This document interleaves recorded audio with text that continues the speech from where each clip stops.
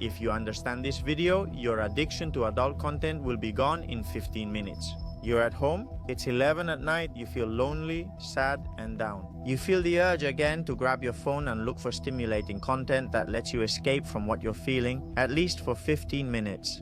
Right after, you feel worse and have even fewer ways to cope with your anxiety, sadness, or emptiness. All your relationships, social, family, friendships, and sexual decline, and your work performance drops too. What's happening to you? Your relationship with adult content is probably not healthy. Is there a solution to this? Yes, there always is. But you must first understand this video's content. It's crucial. Today, you'll learn about the scientific effects of excessive consumption and whether healthy consumption exists. Finally, if you reach the end, you'll receive a step-by-step guide to heal your relationship with this aspect of your sexuality. Let's begin. Compulsively consuming pornography?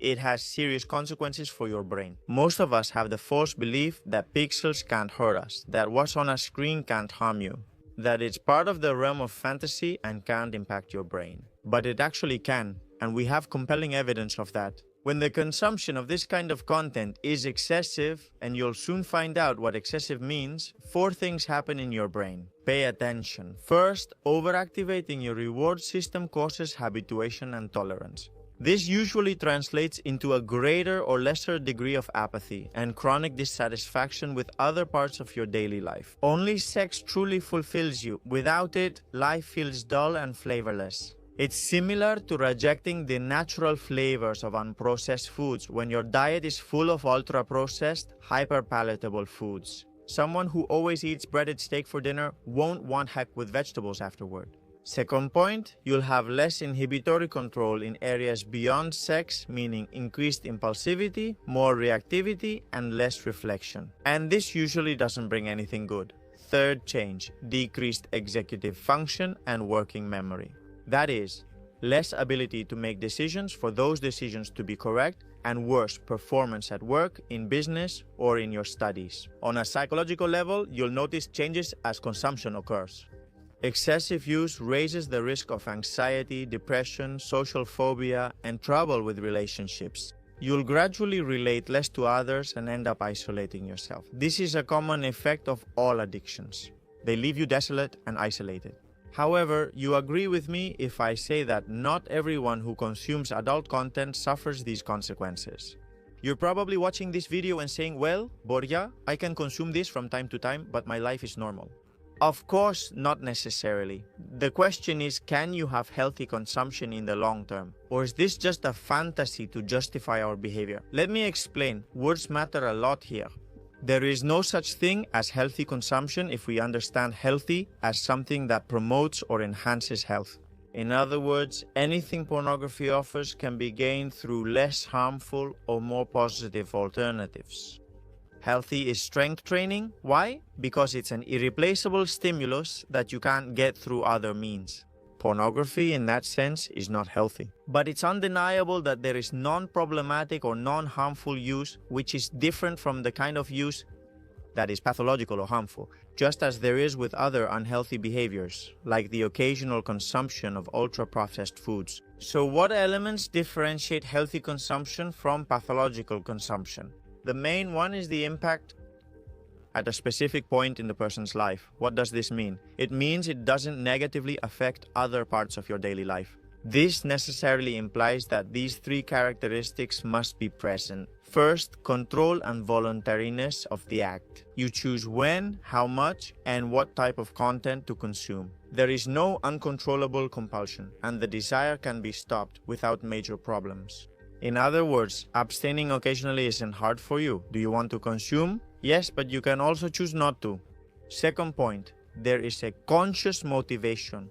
In other words, you do it from a conscious decision and with a well-defined purpose. This could mean exploring fantasies, getting aroused with your partner, or simply enjoying another form of entertainment. Third, and most importantly, there are no negative consequences. It doesn't interfere with your relationship, with real sexual encounters, or with sexual satisfaction.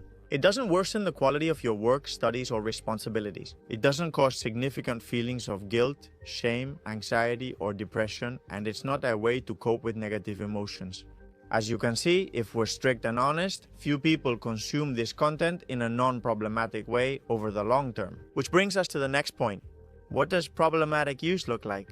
Well, it's similar to other behavioral addictions, like gambling or addiction to phones or video games. These are 9 elements to watch for if they occur. First, you lose control over consumption using even when you didn't plan to. It becomes almost automatic. Second, it takes up too much mental space. A large part of your time and energy is spent planning your next use.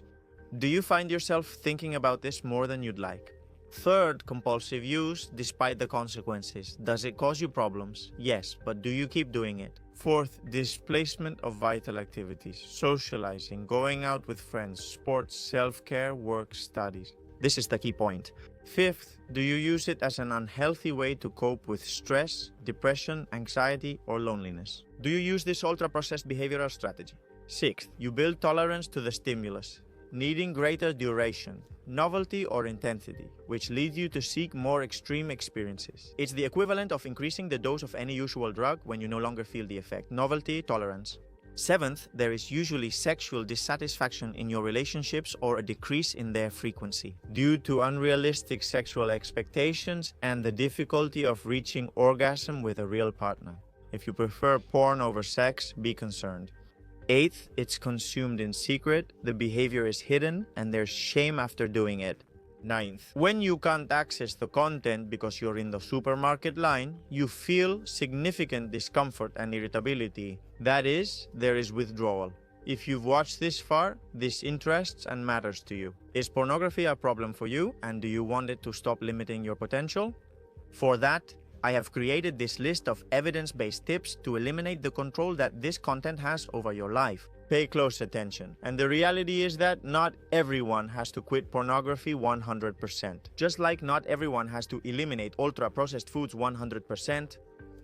By living in a world where no one drinks alcohol, no one uses any kind of recreational drugs. But if you follow me, you know that I'm quite pragmatic and that far from giving poetic advice that sounds great at first. But will even 1% of listeners with this problem follow it? I prefer to keep things realistic. And the reality is that human nature inevitably leads us to a certain degree of escape from everyday hardships. And that escape sometimes happens through pornography.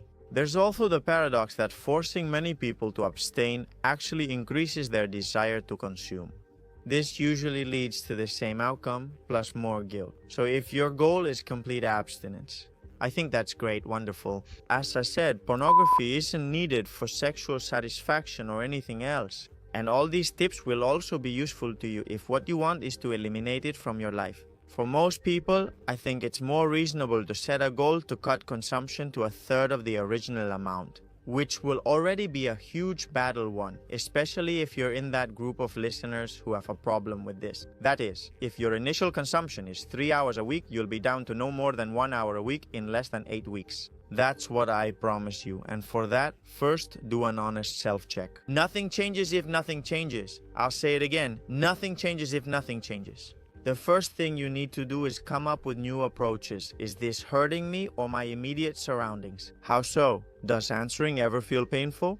Mentally review the previous section and check if you meet at least 2 of the 9 areas that define problematic use. If that's the case, I'm sorry and congratulations. I'm sorry because you have a problem, and congratulations because you're going to solve it. 2. Choose good coping strategies. Never use substances to escape emotional pain. This is the main point where most addictions form. Never use drugs during a depression. Never drink alcohol during an anxiety crisis. Never fight loneliness with compulsive behaviors or shopping. As with many other addictions, here the consumption is compulsive and unconscious. It usually comes from clear emotional discomfort. If you've been successful at masking anxiety, sadness, or even boredom, your brain will scream for it. That you access this digital bomb. Some of these emotional states may appear, and if you do, next time, will it ask you for it even more strongly? There comes a point on this spectrum where the forces of craving outweigh your ability to resist. Here you've lost the battle. Has the addiction controlled you? What should you do then in this moment of craving or urge? Achieving victories.